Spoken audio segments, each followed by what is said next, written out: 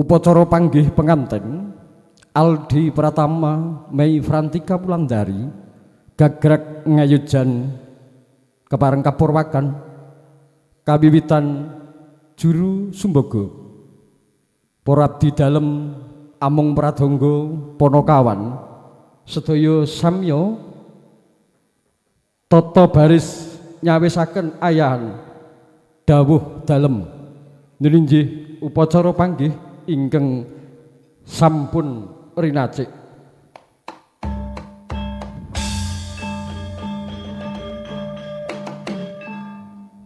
Juru rias monggo kepareng nata Sri penganten sanggan kembar mayang lan para-para ingkang kapiji wonten sakjawining koritarub tumuli para kanca-kanca panidikarya sinoman juru foto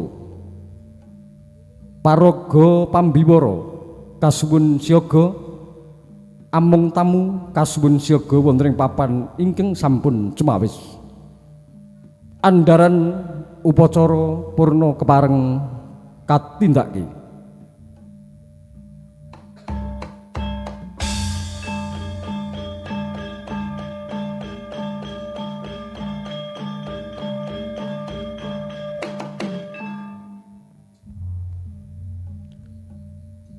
Katur panitia ing mbok bilih mangke wonten undangan saking manten tamu-tamu milenial kasuwun dipun kondisikan dipun cayusi papan murih ing mangke mboten ngirangi khidmatipun upacara ingkang kepareng badhe kaleksanan ing mbok bilih kepareng badhe minggah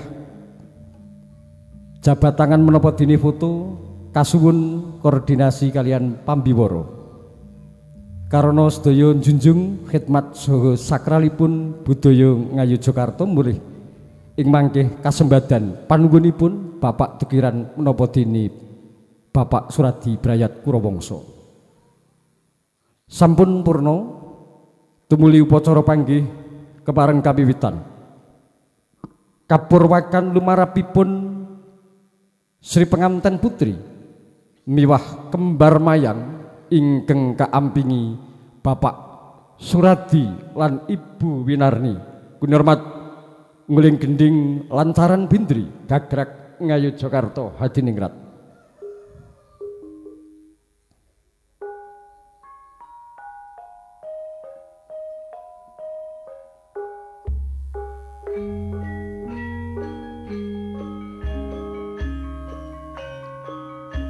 Nuwun pangapunten konsep utawi gagrag ngayujan menika sakmadya prasaja mboten ngandar-andar angen dukur dados pambiwara anggenipun ngendikan njantur lan sanes-sanesipun injih namung sakmadya miwah prasaja.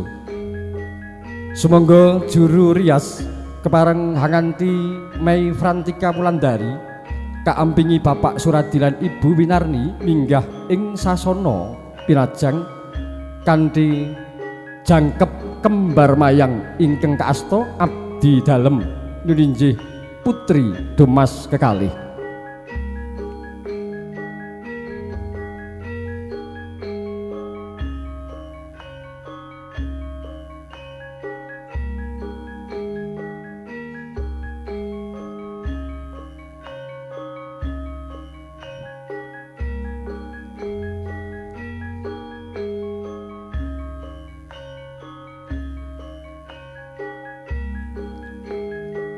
Ingkang beto kamera HP saha juru foto nggih ampun ngurugi mantene. Nggih, view utama menika manten. Dados ingkang badhe mendhet foto saha dokumen ampun ngungkuli mantenipun. Matur nuwun. Kembar mayang manut tata cara adat Widi Widana wonten ing padukuhan perangkokan kakanthi minggah wonten ing sasana pinajang yen to jinangkep candranipun lajere rodamala pangkiblat papat kalima pancer lajere nganggo debok gedhang pange kiblat papat wujuding gegodhongan godhong kemuning Gurdhatama ya godhong ringin kembang jambe andeng jati pitutur lan sak panunggalanipun ingkang minangka perlambang minangka paugraning Hamamangun Bali Wisma. Ngaturaken sugeng rawuh dumateng nyuwun Bapak Kyai Sarijo SM kepareng lenggah wonten ing papan ing sampun cumawis adicara kepareng kaleksanan. Matur nuwun.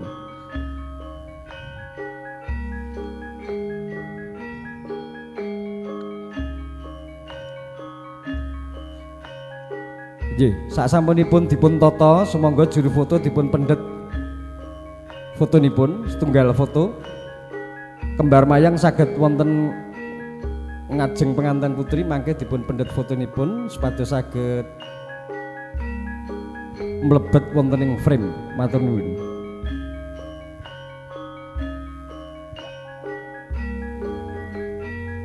Bapake sebelah kono. Bapak wonten iring kanan, ibu wonten ing iring kiring, lajeng kembar mayang dipun tata ingkang sae, lajeng dipun pendhet fotonipun.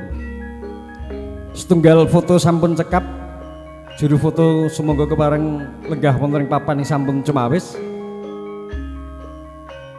Kalajengaken lumarapipun sanggan pamethuk panebusing upacara panggih ingkang dipun asta paraga minangka sulih saking Bapak Tukiran lan Ibu Sutilah. Miwah Ibu Sutilah ingkang kepareng minggah ing sasana pinajang. Bapak Tukiran Soaldi Pratama wonten sak njawining tarup hangantu cecala sak sampunipun sanggan pamethuk panebusing upacara panggih katampi dening Ibu Winarni. Punika sanggan pamethuk panebusing upacara panggih ingkang asta sanggan wonten ing ngajeng Ibu Sutilah wonten ing wingking. Monggo Mas. Nggih. Dipun papak dening panjenenganipun Ibu Winarni ing mangke Ibu Sutilah kepareng ngaturaken sanggan pamethuk panebusing upacara panggih.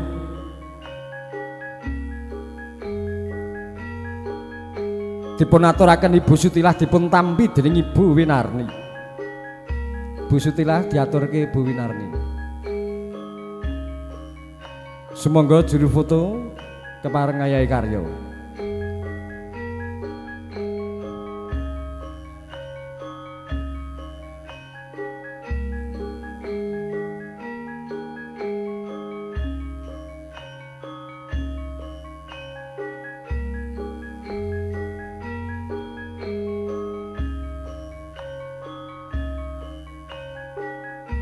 Wis nyapurna lumaraping pisang sanggan panebus pamethuk ing upacara panggih tumuli Ibu Sutilah kinen mandhap saking sasana pinajang medal ing sak njawining tarup matur kaliyan Bapak Tukiran yen to upacara panggih sampun saged kaleksanan tinampi dening Bapak Suradi tanggaping sasmita sang juru pangadi busana Giya medal sang Srat Maka Putri Mei Frantika Wulandari Jengkar saking sasana pinajang mandhap tumuju wontening Kori Tarup Dana Pertapa. Inggih. Menika ingkang ngasta kembar mayang cinarios dipun berkahi para sesepuh putri saking tlatah Prangkokan mriki menawi tata cara wonten ing kraton menawi mantenipun Islam menika ingkang damel kembar mayang abdi dalem mutian menawi ten pedusunan nggih Pak Rois lajeng donganipun saged mawi selawat albar janji lah mangke ingkang nyekapaken tata cara adat menika sesepuh adat wonten ing mriku nggih dados adat kalian Rois budaya kalian agama menika mlampah sareng. Sampun tumuju wontening Kori Tarup Dana Pertapa.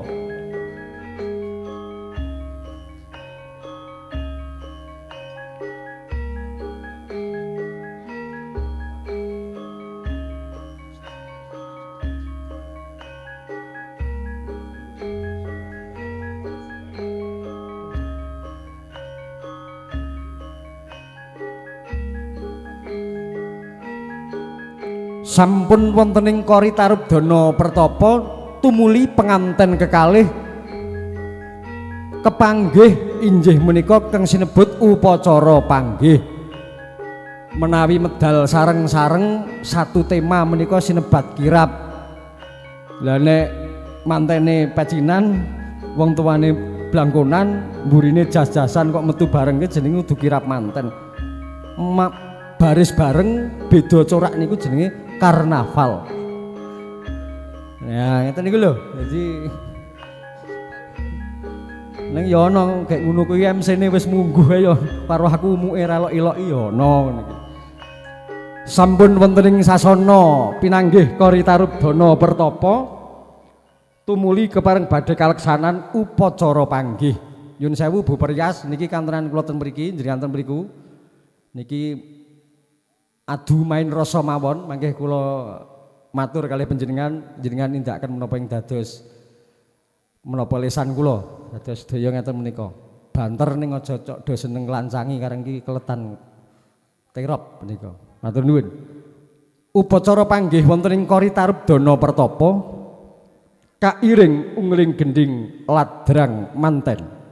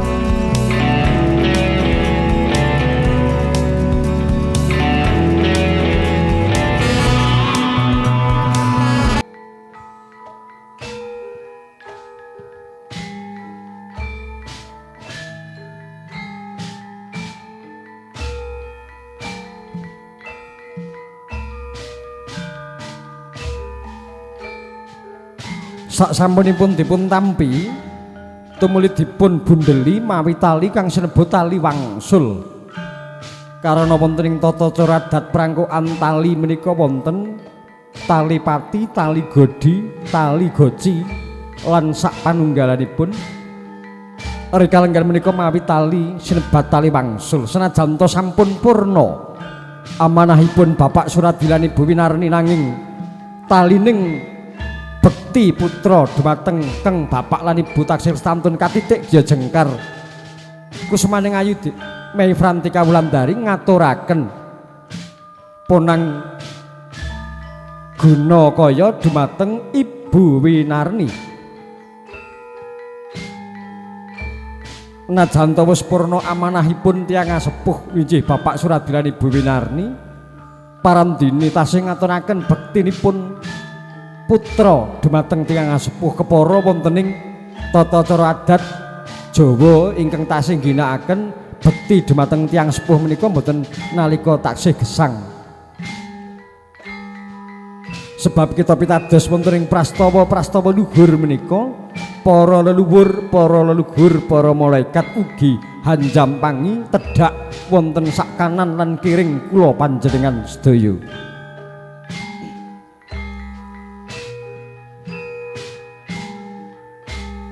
Wis nyempurna ya kalaksanan upacara dahar walimah. Dahar walimah utawi dahar kelimah minangka perambang ngejawantahaken menawi wonten ing tata cara adat perangkokan menika menawi wonten wisudan manten inggih wonten walimahan manten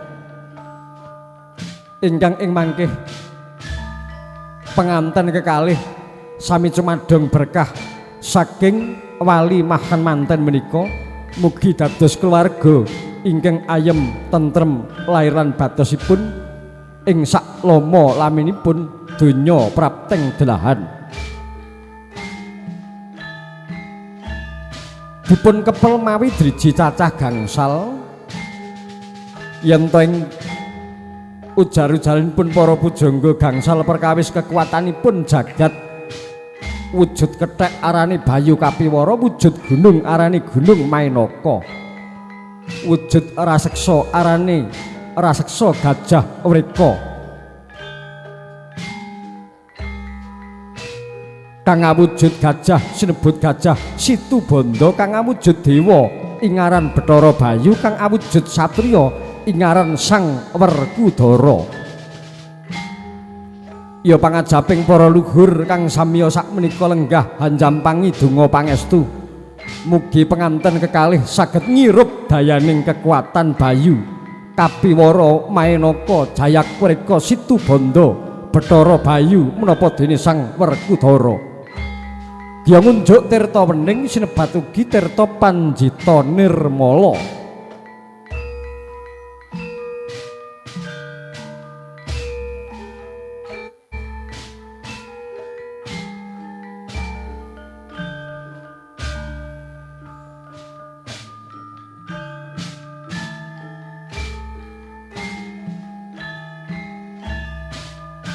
Ngunjuk tirta Panjita Nirmala ya tirta wening ya tirta suci Purwita Sari. Menawi cara agami sanes wonten ing sinebat tirta pamberkatan, wonten ing sinebat tirta suci lan sanes-sanesipun sedaya namung cumadeng wonten sadharma Allah Subhanahu wa taala. Ibu bapak sagung para rawuh para lenggah ingkang sinudarsana badhe tumapak ing adicara luhur candhaipun nuninggih sungkeman.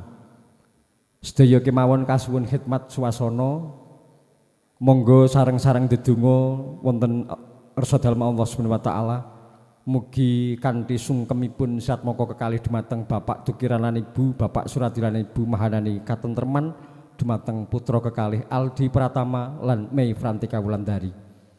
Pak Tukiran lan Ibu mangke dipun tampi kanthi ikhlas, kanthi khusuk dipun dongaaken. Bapak Suradi lan Ibu Winarni dipun tampi kanthi ikhlas dipun dongaaken ngendikanipun Bapak Kiai Sarijo ridho dalem Allah Subhanahu wa taala inggih ridho dalem panjenengan kekalih. Kita wiwiti sumangga kanthi waosan basmalah kula dherekaken. Bismillah.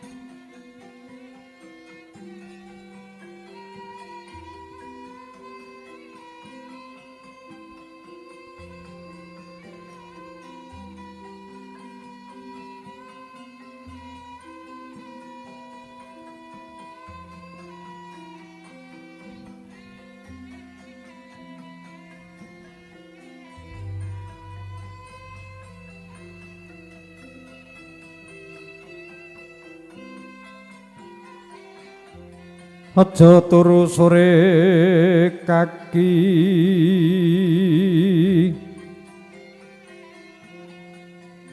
ana dewa ngangleng jagat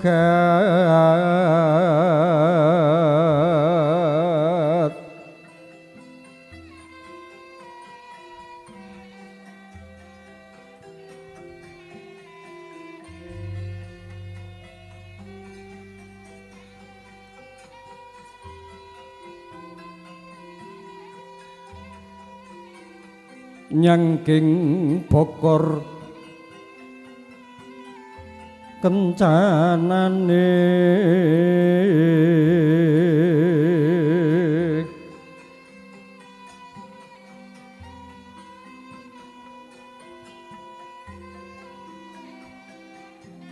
isine donga tetulak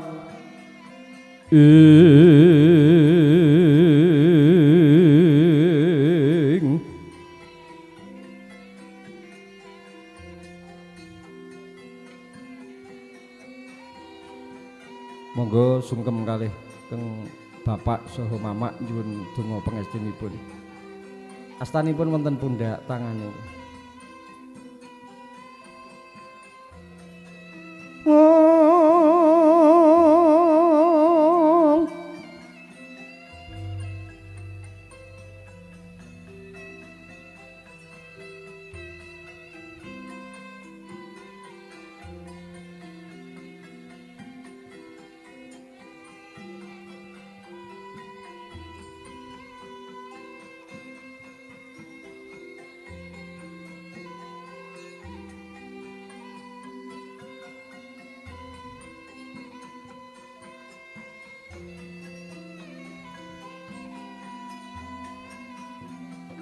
Wong melek sabar narima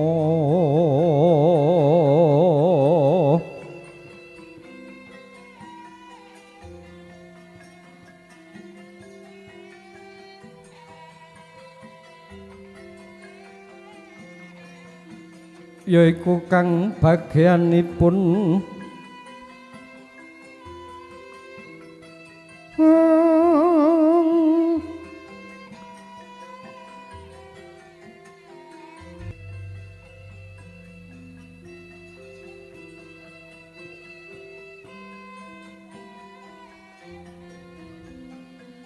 sampun purna lenggah wonten ing sasana pinajang sumangga kepareng juru foto Hangayai Karya winates foto penganten kekalih Bapak Ibu saha Besan Sutresna.